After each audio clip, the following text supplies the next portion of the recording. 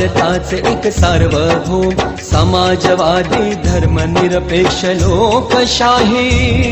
गणराज्य घडवण्याचा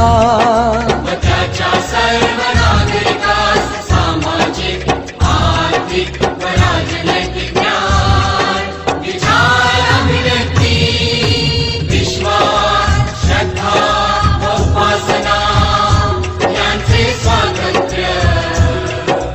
दर्जाची व संधीची समानता निश्चितपणे प्राप्त करून देण्याचा आणि त्या सर्वांमध्ये व्यक्तीची प्रतिष्ठा व राष्ट्राची एकता आणि एकात्मता यांचे आश्वासन देणारी बंधुता प्रवर्धित करण्याचा